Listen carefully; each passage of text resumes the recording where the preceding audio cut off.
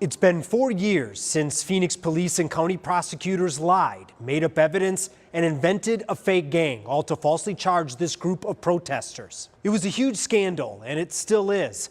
The corruption was incredible. But now we've confirmed not a single officer will face charges, even though a criminal investigation recommended it. I'm ABC 15 Chief Investigator Dave Biscobing. That criminal case was launched because of our reporting, but it ended recently and quietly, with officials turning it down, and you're about to see why. This is the criminal investigation. It's 161 pages. It's evidence against the police and prosecutors who helped arrest and charge this group back in October 2020. And in this section, it recommends charges should be considered for 8 people, most of them for writing false reports or for perjury. But prosecutors refused, and we'll show why later in this story. I believe there's more than enough evidence to put that to a jury. I mean, there's more evidence there than there were against the protesters. Correct.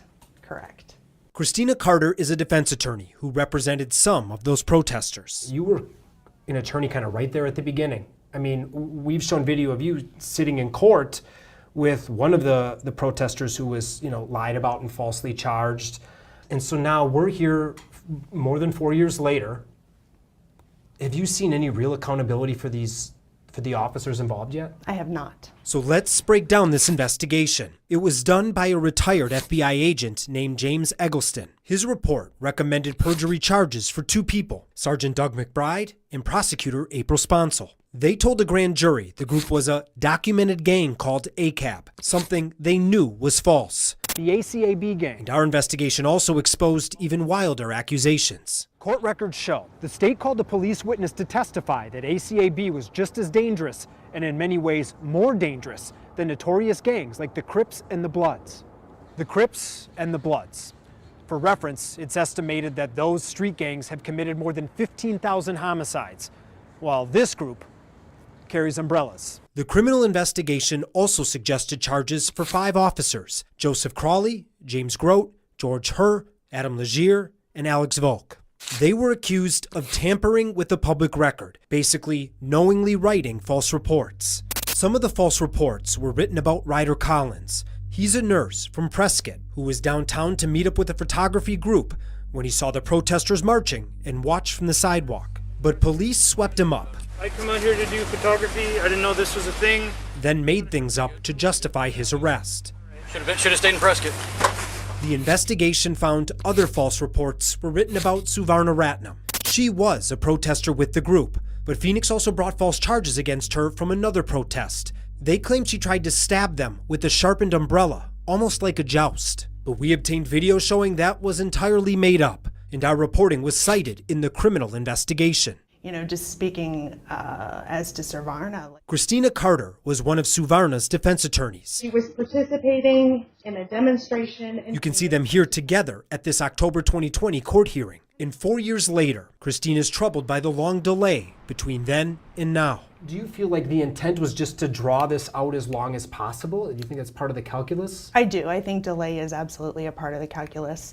And we have to remember that all of the agencies that are looking at this are self-protecting agencies, whether it's the county attorney's office or the police department. We hope to speak to Chief Michael Sullivan about all of this, but the chief did not agree to our interview requests. Instead, Phoenix PD sent a statement emphasizing that prosecutors found none of the individuals committed any acts that warrant criminal prosecution. It's not a question of opinion, it's a fact. The reports that a lot of these officers wrote were false. And at this point, it seems there's just really going to be no criminal repercussions for any of that. I would say that's fair. There's not going to be any criminal repercussions. So what does that say to officers for in the future, that it's kind of like...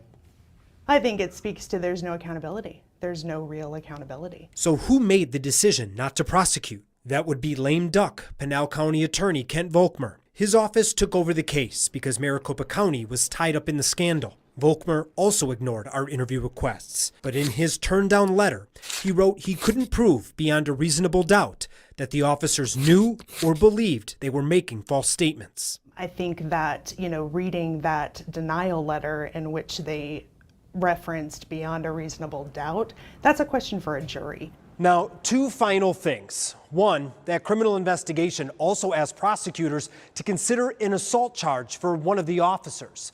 That's because after police arrested the group that night, a bystander criticized the officer for shooting the protesters at close range with pepper balls. The officer then pushed the man down some steps. That officer is Christopher Turiano. We reported on him before, showing how he once shot a protester in the groin and how he's been caught using excessive force. And now the last thing. If you're wondering if any of these officers have been disciplined or suspended, no, they haven't. After 4 years, Phoenix still has not completed their internal investigation. In fact, the city paused it for several years while that criminal investigation was ongoing. I'm investigator Dave Biskobing, ABC 15, Arizona.